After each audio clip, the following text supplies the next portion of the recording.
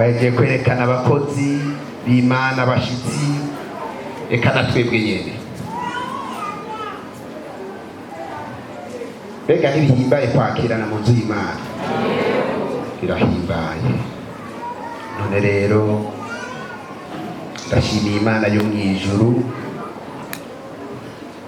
ngiriye ubuntu bwo guhagarara imbere y'ishengero ry'Imana. Ijambo ry'Imana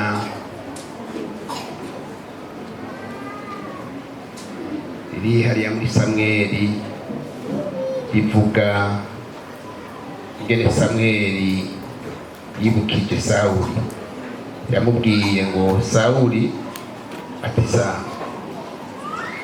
ntubizi ko ari wari ikegereye, ariko Imana ikakugirira ubuntu ikagutoranya ukaba umwami. None ni iki cotuma utumvira Imana? Iminsi mikuru irenganya Pasaka yose abantu bayirimo, ariko twebwe abapentekote mengo ni ibintu biciriritse. Ariko mu Bisirayeli naho batibuka ibya Mesiya, bibuka ko ari umunsi Farawo yabavuye bacunguwe n'umwagazi, babaze tagira agasenga bashira ku nzu, bararokoka. Kandi babigira Abayuda imigenzo myiza cyane. Ushobora kuba wibaza ngo ni bisanzwe gusa tumaze iminsi, ariko umupentekote akwiye kwishimira uwo munsi.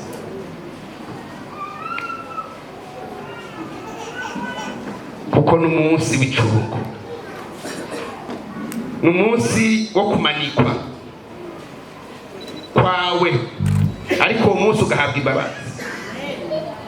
Bari bakubwira ati sohoka witegereze ibicu, urabe nawe ukandagiye ikirenge, isi irara, mu kanya urapfuye. Ariko agacaza umuntu ati ugiriwe imbabazi, turafise ideni imbere y'Imana. Nico gituma uyu munsi Imana yagize urutonde rwiza mu minsi mikuru dufise nka Pentekote.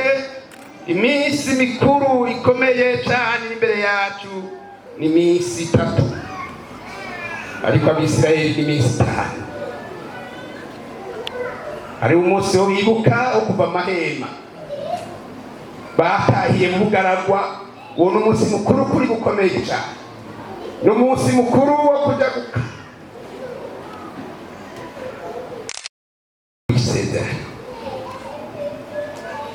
ari umunsi mukuru witwa Pasaka. Twebwe inyuma y'iminsi iyi turimo duharura iminsi 50 kugira ngo twinjire mu ndi munsi mukuru. No kuva mu kwezi kwa gatanu tuzatwinjiye mu ndi munsi mukuru uvuga wa Pentecost. Dukomere Imana yacu amashyi. Iyo minsi mikuru yose ni iminsi mikuru twirata, ariko uwa mbere tuzi imbere yawo n'uwivuka rya Yesu aje kuducungura. Pasaka rero abantu barabaga bagasangira bakaryoherwa. Ufise inkoko urya urayirya kabisa, kuko n'umunsi udasanzwe, n'umunsi Imana yatugiriye ko imbabazi tukava mu byaha. Dukomere Imana yacu amashyi. N'umunsi wo gusangira, n'umunsi wo gusangirira hamwe n'abakunzi bacu. Ndafise rero abakunzi banje natumiye hano, ndabatumira kwikanisa kugira ngo bazoze. None baraje kandi twarasangiye, dusangira iby'imwemo n'iby'umubiri. Dufise umwungere wa mbere ashike hano. Mukomere Imana yacu amashyi. n'umufasha wiwe ashike hano. Haleluya. Bantu b'Imana b'ubugingo, azotwereka imbere y'abamarayika, azotwerekana imbere y'ibinyabugingo.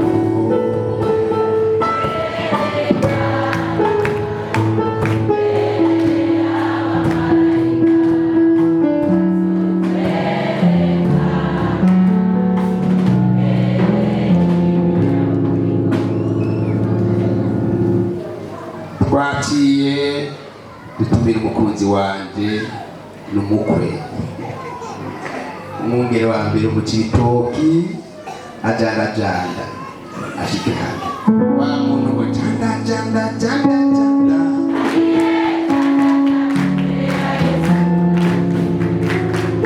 afise umukobwa wanje mugatanga janda ushike hano. Janda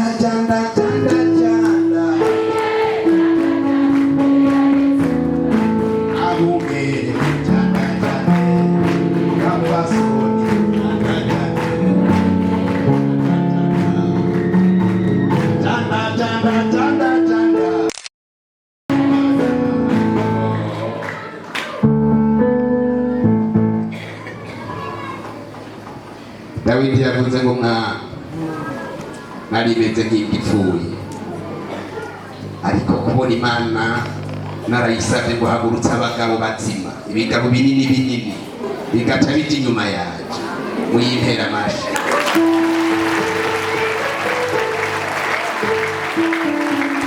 Imana yacu ire mugenza wati Imana nigayana pe. Ibigabo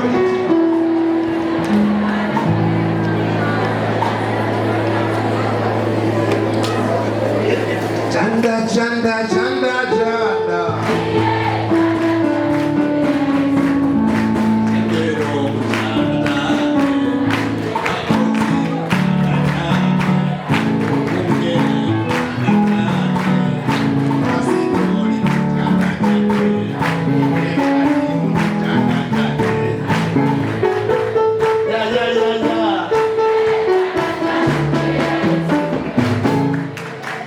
rero turaberekana ahani twoshobora kwera igikorwa atari kumwe n'abantu bacu. None rero aba babyeyi bacu twarabaturiye, bamaze iminsi batugaburira, ariko ca turabona duti uko biri kose bitariza ko mubabona abatari ngaha. None babampere aka kantu nk'akafise bavugireko, hanyuma baramutse ishengero batubwire ishengero ryo barongoye, ariko ibindi bavyihoze abandi turabibonera.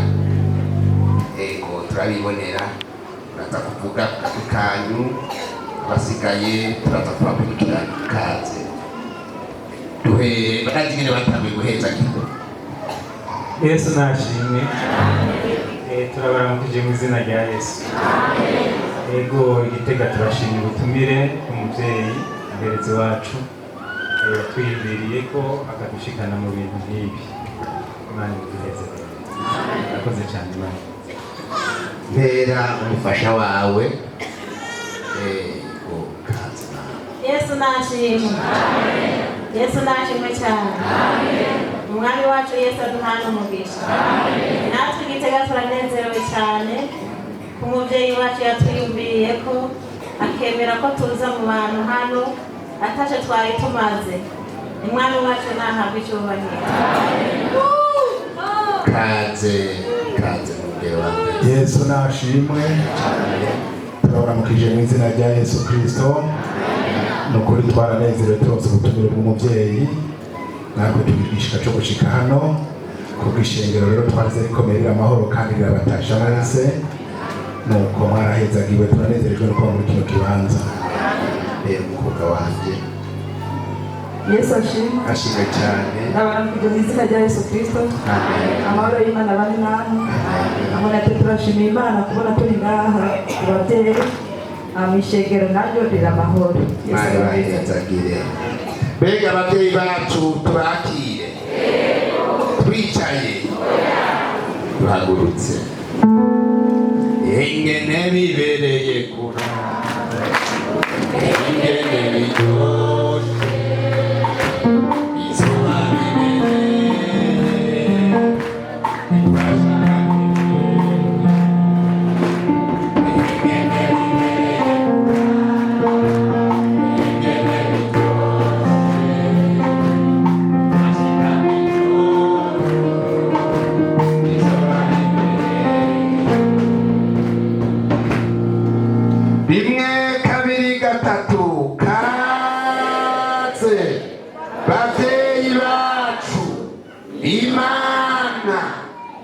ibahezagire kubana natwe imyaka yose no mw'ijuru kwa Data.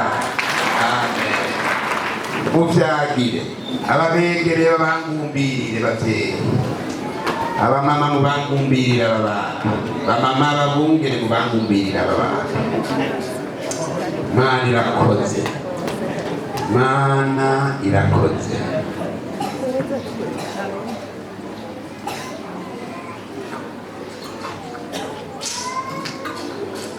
Ifoto mbona niyo mw'ijuru kabisa. Amen. Umugeni ariko arerekana, ari kumwe na Kristo, avuga ati ngwino warakoze. Ariko yebwe birafise intore we, muzitera amashi intore.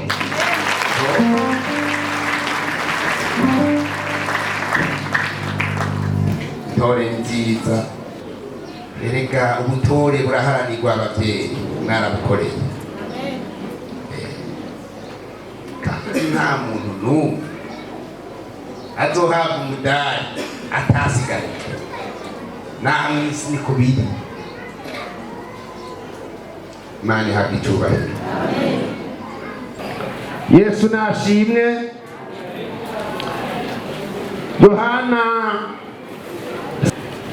reka turabe ijambo ry'Imana riri hariya muri Yohana 20 ku murongo wa 19. Dusome mu izina rya Yesu. Kaze dusome mu izina rya Yesu Kristo. Ubutumwa bwiza nk'uko bwanditswe na Yohana ibice 20 umurongo wa 19 haravuga indanzi y'amajambo ivuga ngo Yesu yiyereka abigishwa 10. Nuko kuri uwo munsi bugorovye, ni wo munsi wa mbere w'iminsi indwi, inzugi zari zugaye aho abigishwa bari kubwo gutinya Abayuda. Yesu araza ahagarara hagati, arababwira ati amahoro abe muri mwebwe. 20 amaze kuvuga atyo, abereka ibiganza byiwe no mu rubavu, maze abigishwa baranezerwa babonye umwami. 21 Yesu yongera kubabwira ati amahoro abe muri mwebwe. Nk'uko Data yantumye niko nanje ndabatumye. Avuze ibyo abahumekerako ati nimwakire mpwemu yera. Kandi abo muzobarira, muzoharira ibyaha bose bazobiharirwe, ariko abo muzobigumiza ko bose ntibazoba babihariwe. Imana iguhezagire. Amen. Yesu nashimwe. Turanezerewe muri iri jambo rikiye hano. Iki ni gihe Yesu yari mu gihe cy'intsinzi y'izuka ryiwe. Hano hariho, iyo dusomye Bibiliya iratwereka umugabo yitwa umwigishwa wiwe, ariko yari umunyabwoba agatinya Abayuda. Imana nihabwe icyubahiro cyane. Uyu mugabo rero yatinya Abayuda kubera Abayuda baragwanya abakurikira Yesu. Imana nihabwe icyubahiro. Kandi hariho n'undi mugore nawe ahanyene, umugore yari umuhizi akomeye. Uyu mugore w'umuhizi niwe yatanguye kumenya inkuru za Yesu. Bibiliya itubwira ngo yazindutse mu gaturuturu canke mw'ijoro, yiruka kuraba kumva ya Yesu. hanyuma ashitseho wasanga Yesu yagize gute? Ntacyo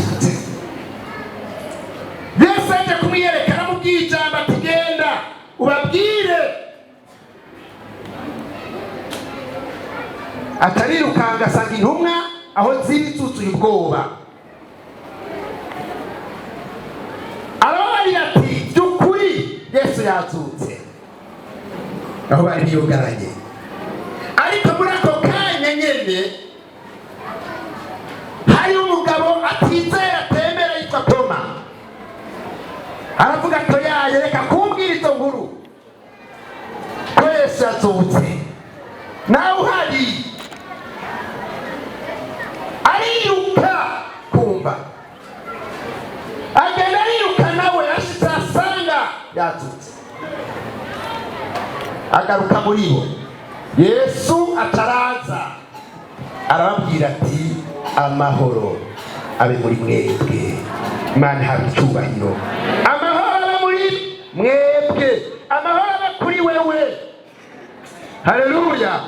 Kuko Yesu yarazutse kandi icyatumye apfa ni ukugira ngo duharirwe bya byaha byose twamadukamwo. Imana ihabwe icyubahiro. Biriya byaha wahariwe ni kubera Yesu akubera incungu, kandi hariyo n'ibindi.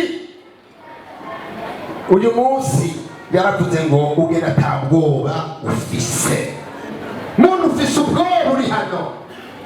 Haleluya. Muntu ufise ubwoba uri hano. Yesu arakubwiye ngo amahoro abe muri wewe. Amen.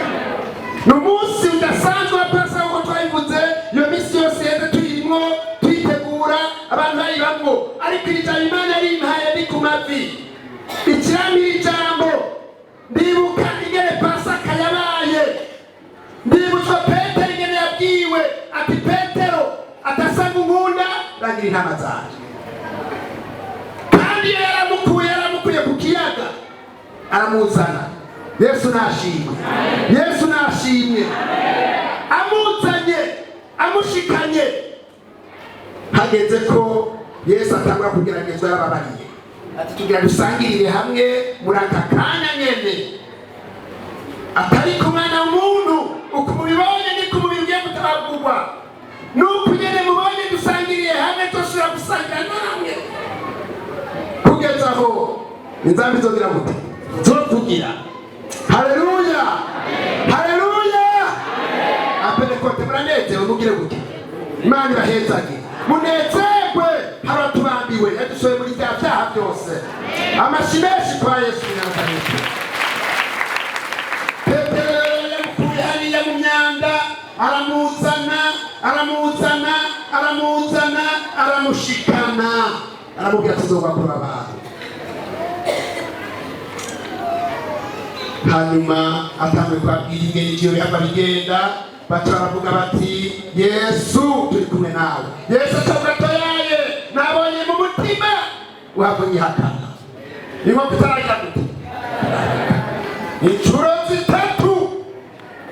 Ariko yari yamubwiye Petero ati nukuri uvyemere ko twapfana nawe. Hari abantu benshi yakana Yesu kandi Yesu arababara. Yesu arababara. Haleluya. Yesu agira gute? Arababara. Igituma Yesu azana abakozi nk'aba mu nzu y'Imana agomba ko baragira intama. Mbega intama iri mu ruhongore ntibiguwe neza. Isose uruhongore irabura igikoko cyo rifata. Haba amabingira ariko iri kumwe n'umwungere. Umwungere agenda arayifata. Nicyo gituma isengero rya Pentekote yepebu mukwiye gusengera bungere. Reka ndababwire ikintu cyashitse muraza gusoma hajya ku karongo igikorwa Yesu yakoreye ku kiyaga Tiberiya.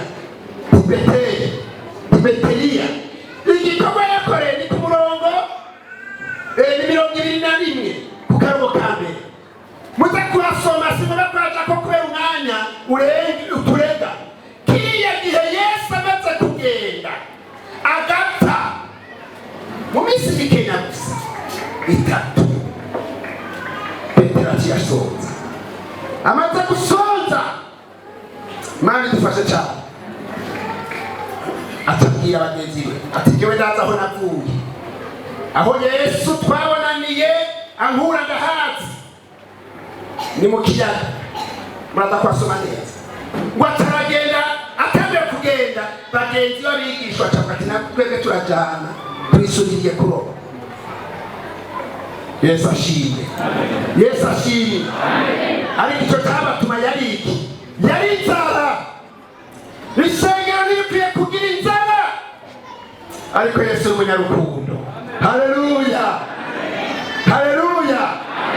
Hanyuma batanguye kuroba, bazabona umugabo ahagaze imbere yabo, arabaramutsa rya jambo nyina ati amahoro abe muri mwebwe. Yego me ntibamenya ko ari Yesu. Atarababwira ati n'abagabo mwe bimeze gute, mushaka iki? Atatu ko turaroba mugabo by'ukuri twabuze ifi. Yesu nashimwe. Mugari kurarangere yakuye Petero mu kiyaga kuroba nanasuye kuroba. Atarabaza ati none mwatereye Petero ko yari inzobere mu kuroba. Atarabona atereye ino mu kubanza isenga, ariko ntiyari kumwe na Yesu. Usaba kugirabura. Yesu atarabye ati n'abagabo mwe mwatereye ahantu atariho, terera mu kuryo, terera mu kuryo, terera mu kuryo n'ibyawe biri. Bataratera usenga, batera usenga, hariya gusenga ngo bakwega ifi 150 nini apantwa nini. Haleluya. Hanyuma rero ntibamumenya naho nyine. Muntu usinzira ngoro y'Imana sinzi icyo waje gukora, simuriye pe kuko hari igishirira cy'ijambo ry'Imana. Haleluya. Muraka kanya nyene batereyeyo 150 batangura kuzikwega. Atababwira uwo mugabo batangamye ko ari Yesu, ati manze mugende mucanure muzotse muzirye. Haleluya. Kumbe Yesu yazutse. Haleluya. Imana nishimwe. Imana nigira gute? Nishimwe. Bita Yesu nimba bizogenda neza. Muri kumwe na Yesu bizogenda neza. Humura, humura, kuki urira murashonje. Hanyuma atarababaza muraza kwasoma kuri gara kabonye kice, atarababaza ngo n'abagabo ko muri kumuraroba murashonje, murashonje n'abateye gombe inzara nimbi. Genda mukore. Haleluya.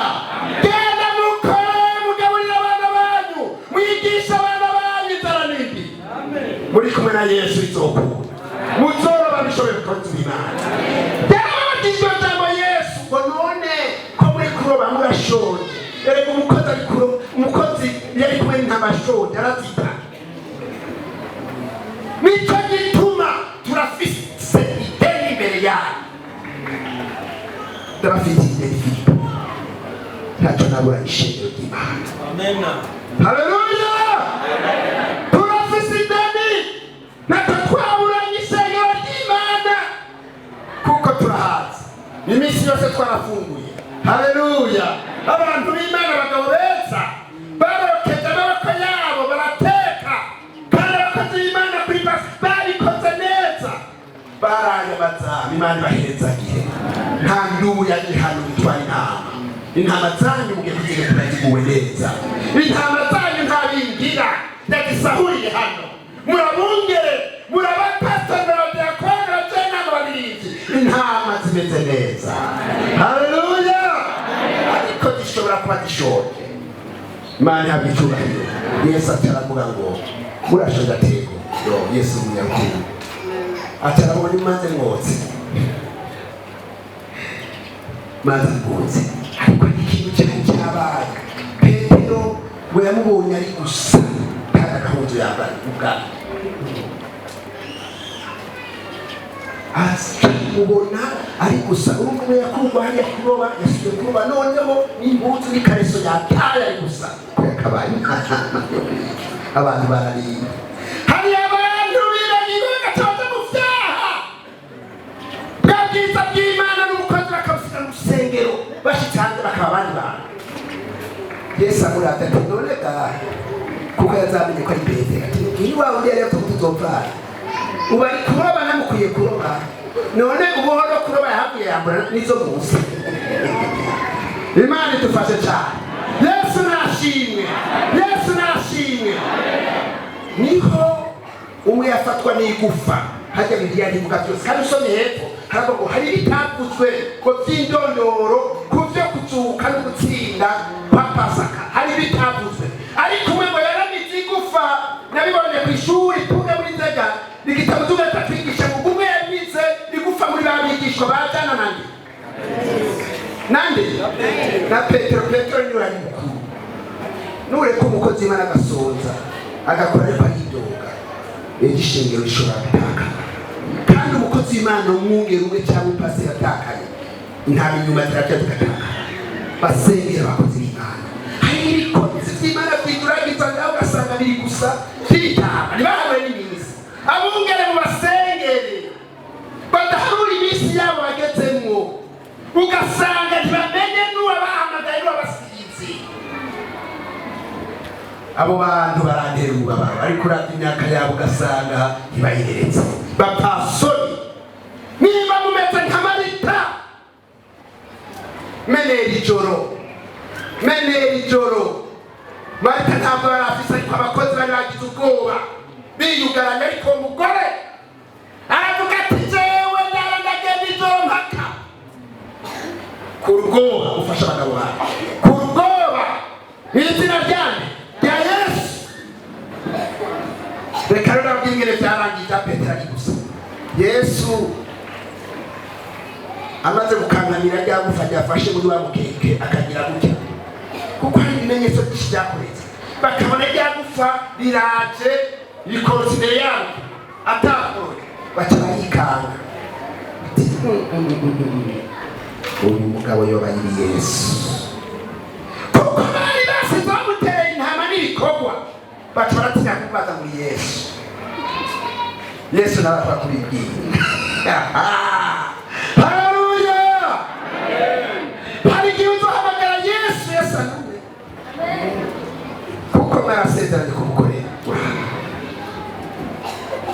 Hari igihe uzovuga ngo ndashoboye utabwiye Yesu ube cyane umuntu w'inzara arababaza. Turazi ishengero bakozi b'Imana abantu bafise inzara sigura abantu bakore sigura abantu barime sigura abantu bakore n'abako mu mpuzu nibyo Yesu yaje kutubarira timurashonje